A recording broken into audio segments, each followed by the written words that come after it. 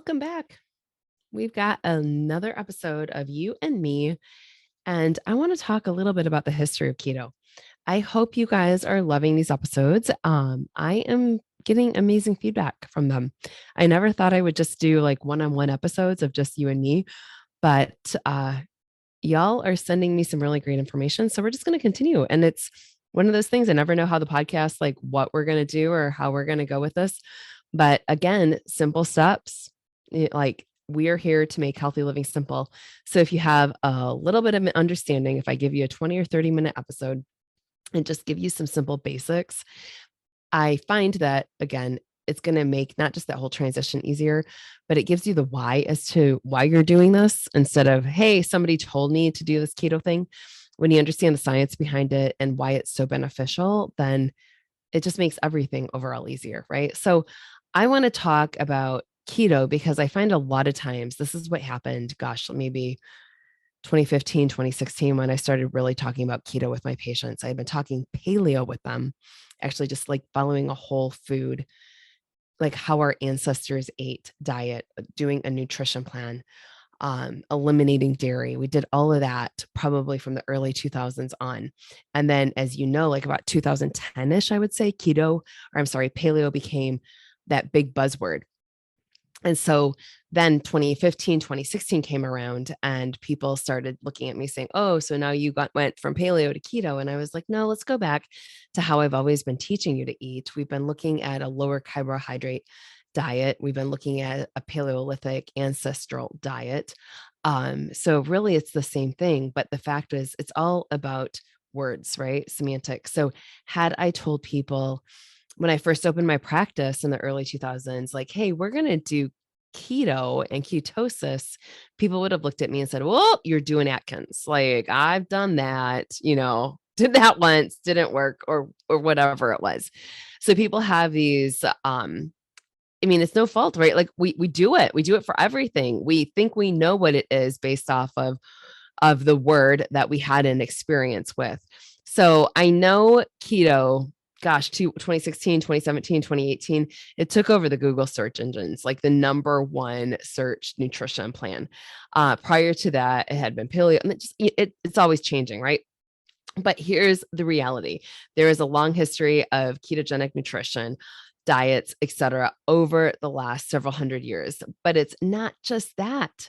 Like ketosis is our body's natural way of how we adapt when we enter a fasting state, whether intentional during our current time periods with an overabundance of food, or whether it was unintentional during conditions with our Paleolithic ancestors with a lack of food. Fasting is nothing new. Whether it's spiritual, whether for religious reasons, whether it's a ritual, whether it's ethical or for health benefits, people have chosen to abstain from food and drink for years. So in the 5th century BC, Hippocrates, the Greek physician, referenced fasting for health benefits. My God, Hippocrates referenced so many things. I'm just thinking he talked about looking to the spine for the cause of disease. Like there's so much stuff. I was on a podcast the other day where somebody referenced Hippocrates for something else, like looking to the gut for the cause of disease. And I was like, dude, he said that's about the spine too. So maybe we all need to research like really what Hippocrates said. But we know the Bible references fasting as well.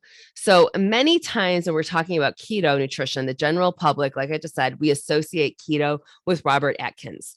And yes, he was a huge advocate of low carb in his lifetime, but he didn't initially start the low carb craze, right? Like it did not start with Robert Atkins.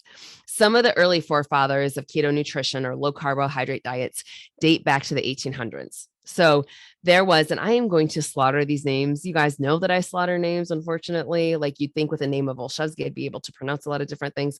But there is a Jean Riant Savant, I don't know, of France. He wrote a book in 1825 named The Physiology of Taste. So that's the 1800s out of France, right? It was here that he correlated carbohydrates, sugar with excess weight. However, it really wasn't him that gained the popularity. It was an obese undertaker from England, appears to have more recognition through history regarding weight loss and lower carb diets. William Banting struggled with his weight, and after following the advice of Dr. William Harvey, he finally had success with managing his weight. An undertaker, right? So Dr. Harvey recommended eliminating starch, sugar, beer, and butter. If you're living in England, think of the foods, right? So he eliminated starch, sugar, beer, and butter after listening to a diabetes management lecture by Claude Bernard. So if you know Claude Bernard, a French physiologist, he was best known for the basis of what was called homeostasis by Walter Bradford Cannon. So it was the stability of the internal environment is the condition for the free and independent life. So there were all sorts of stuff of Claude Bernard. There's a whole nother thing with Louis Pasteur. There's a whole story there, right? Why we pasteurize milk. So they both had this is me going back to some of my microbiology days in school and undergrad and grad school. But Bernard and Pasteur were friends, I believe. And Pasteur was like, it's germs. It all causes disease. And Bernard said, it is the condition of the host that caused the disease. So think of what we're experiencing now. Like, are we healthy? Like, how is our environment? Who gets sick? Who does not? Is it the host? Is it the germs? What causes disease? Oh, there's so many things there. So anyways, Banting, this undertaker, ended up eating a low carbohydrate diet consisting of meat, of fruit, of greens, and dry wine. Go figure. Dry wine, red wine.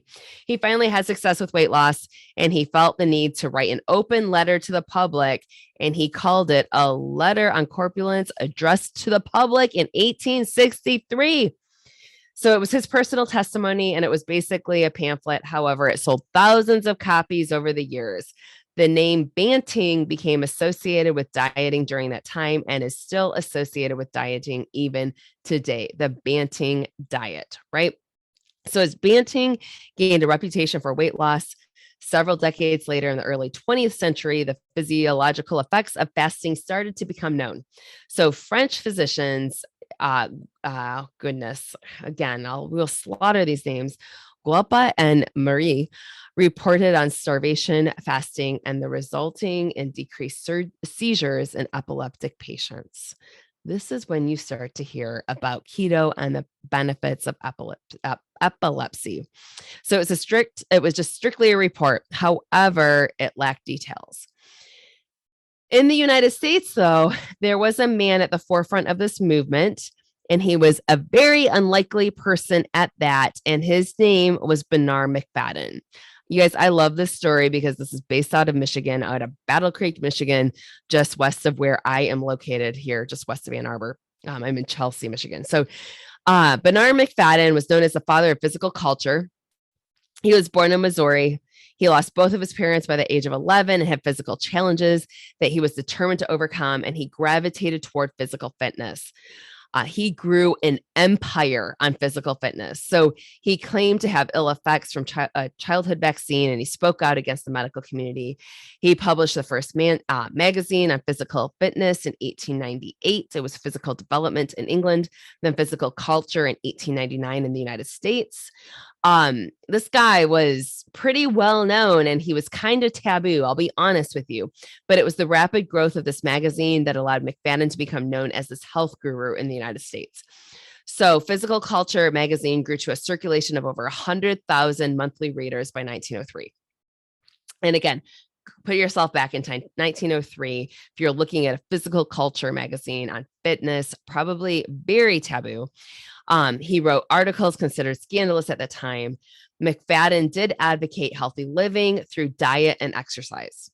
He demonstrates his beliefs with pictures of himself, so probably some little arrogance there too.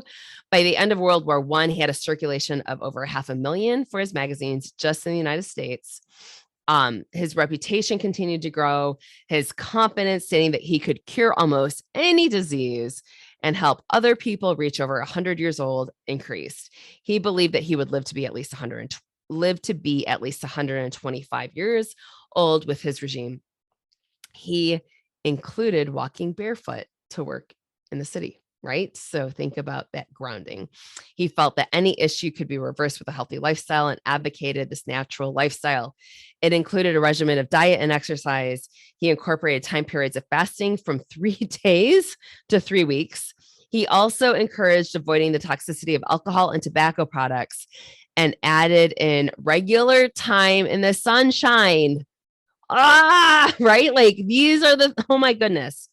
McFadden's belief with fasting was that when decreasing your food to zero, like your intake of food to zero, your body would not have to expend energy to digest food. Therefore, it could use that energy to heal. Bernard McFadden, folks. He became widely known and started to open recuperative healing centers. The first one was 50 miles north of New York City in Hudson, New York. In 1907, he opened the Bernard McFadden Sanitarium in Battle Creek, Michigan, the Center for Natural Health at that time period. For those of you that are in Michigan, you know exactly what Battle Creek now is known for as of the Kellogg's cereal city, right? But McFadden Sanatorium competed with Kellogg's Sanitarium at that time period that was also in Battle Creek, Michigan. He later moved the sanitarium from Battle Creek to Chicago, and he called it a healthatorium. But it was his Battle Creek Sanitarium that treated hundreds of thousands of people, and numerous relationships with Bernard McFadden stemmed. One such friendship was with the author, and you guys probably have heard this one before, but of Upton Sinclair, right? Upton Sinclair, he visited the Battle Creek Sanitarium, that location for treatment. He became an advocate of McFadden and wrote the book, The Fasting Cure, in 1911, that really helped to popularize McFadden's agenda of health. Then, as the story goes, Hugh Conklin, who was a director of osteopathy, was McFadden's assistant in Battle Creek and followed that same health philosophy. So Conklin started fasting on many ailments, including epilepsy. It was Conklin who became the first to start reporting his results on fasting in the United States. An endocrinologist in New York, Dr. Rawls Guylan, was exposed to Conklin's work with fasting, and he started applying it to his network as well. His young cousin had uncontrolled epileptic seizures for years. And with the use of phenobarbital and bromides prescribed by neurologists, he was still dealing with these seizures.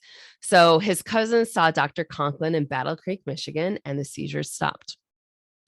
Obviously, with being prescribed fasting.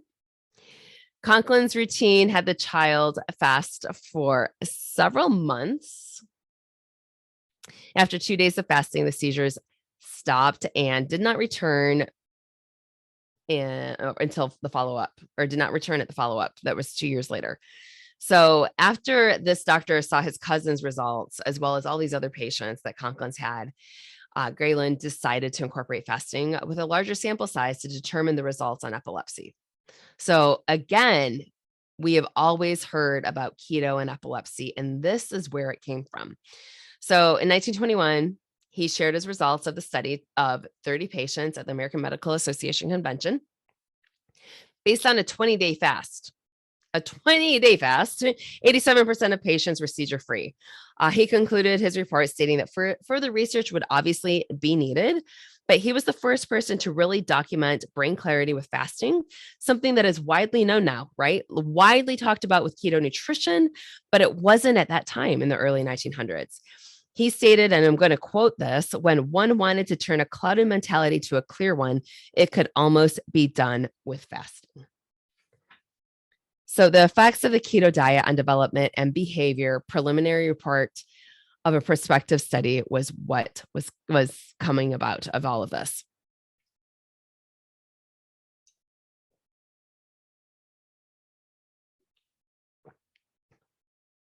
So as these doctors researched the effects of fasting, the mechanism of how the body responded the way that it did was still unknown. Like we knew we were getting results, right? Like this is what was happening, but they didn't understand why. They didn't understand why the body was producing ketones during these fasting periods. They did not know that yet. McFadden believed that when decreasing the amount of food taken in, or when you were fasting, the energy the body would have to use to digest the food was going to be used for healing. So that's kind of where that theory went. But this is what led to his bold claims of fasting being able to cure just about everything, right? Like that's was what he was saying. But Conklin had a high success rate with fasting and a decrease in epileptic seizures, especially in kids. So his treatment included 18 to 25 days of fasting. Like imagine trying to do this with your kids, right? Or to the level of toleration of that person. So in kids less than 10 years old, he claimed a 90% success rate, 80% success rate in 10 to 15-year-old kids.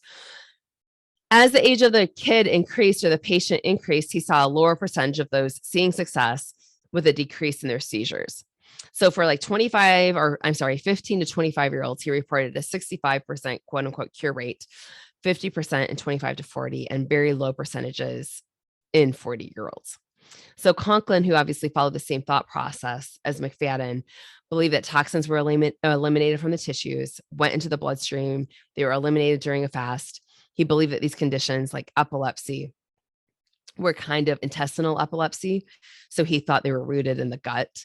His theory was that seizures occurred with the release of a toxin that was stored in the Peyer's glands within the intestine. So he thought that when the toxin would release, the lymphatic system would absorb it, then release it during varying times, causing that seizure. That was his theory. Again, we're going back over 100 years ago. So it was this thought that influenced other researchers, like their ideas on the mechanism of epilepsy and why starving basically a patient, in essence, would decrease the seizures. Throughout this time period, Conklin's work was what fueled other researchers to also look into fasting and seizure. And finally, what led into the discovery of ketones. Ta-da! And the body burning fat as its primary source of fuel during a fasting time period. So the initial doctor that started the community looking toward the actual mechanism of fasting was Guyland, like the Raul Guyland, when he spoke to the American Medical Association convention in 1921. When he shared his results from fasting patients with seizures, he noted the highest urinary acid excretion in those patients with the greatest results. So looking at this, now start thinking about ketone bodies, right?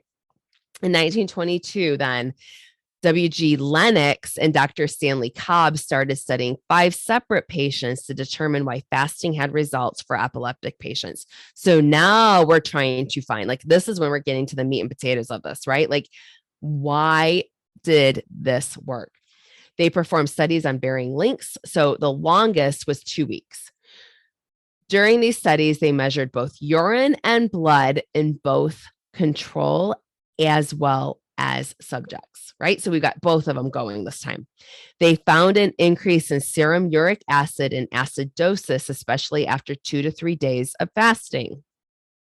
This all kind of makes sense. They noted a decrease in seizures at the same time. So when they broke the fast with carbohydrates or protein, like purine-free protein, the serum uric acid and acidosis would be excreted through the urine. However, it did not excrete through urine should the fast be broken with a fat. They were using 40% cream. So at the conclusion of the study, Lennox noted that the biochemical changes of the body and being able to control the seizures through the manipulation of blood chemistry. He stated, and I'm quoting this, initiation of the use of bromides in 1857 and of phenobarbital in 1912 had demonstrated that the chemical action of these sedative drugs could lessen seizures. The third decade of the 12th century witnessed a measure of control through a change of body metabolism. Simple absence of food or depth of carbohydrate in the body forced the body to burn acid-forming fat. And I unquote. So holy moly, right? Like this is when they started to realize ketones were a big deal. So it was after this that the research grew to an even greater extent, trying to determine what caused the body to respond the way that it did to fasting. This was the beginning of what we now know as ketosis. So about 100 years, folks. Like, this is when we started finding it. At the same time period, another researcher started studying how the body adapted with diabetes, right? 1921, a Chicago endocrinologist, Dr. Rollin Woodyot, noticed that fasting cleared glucose in patients, even those with diabetes. He also noted acetic acid, acetone, and beta hydroxybutyrate levels increased with starvation, as well as in a lower carbohydrate or high fat diet. Like, can you imagine being these studies where like, we're just going to starve you? Like, we're sitting here talking about intermittent fasting now, and I'm trying to help people get to 12 hours of intermittent fasting or 14 or 16 or 18. Imagine walking in and saying, we're going to starve you for a couple of weeks. Like, I'm shocked people signed up, but I guess if you're in that dire strait, you're going to do it, right? So, as anyone studying ketosis in this day and age knows, there are 3 ketone bodies the body produces in ketosis. But this doctor hypothesized that these were the results of oxidizing fatty acids. So, in the absence of glucose, right? So, basically, that's what's happening, folks. Like, it's literally what's happening. He felt that fasting, as well as these dietary changes, allowed the pancreas time to rest and, in essence, heal. God, I love how everybody talks about just healing the organs, like resting and healing, versus like we're always just overgoing on everything anymore. So, meanwhile, research continued. Keto diet, as we now know it, came to be named by a man named Russell Wilder. He was up at Mayo Clinic. He continued to study the benefits of fasting, but achieving the benefits through diet. He realized that ketone bodies would be produced when carbohydrates decreased within the tissues. So it was him that believed that it was dietary modifications could have as much of a benefit for patients as fasting, especially with those experiencing seizures. So again, everything started out with fasting, obviously restricting carbohydrates, but it was this man that said, what if we just cut the carbs? What if we continue with good protein, good fats, just cut the carbs? So he stated in quotes, it is impossible to draw conclusions from the results of these few patients treated with high fat diets, but we have here a method of observing the effects of ketosis on the epileptic.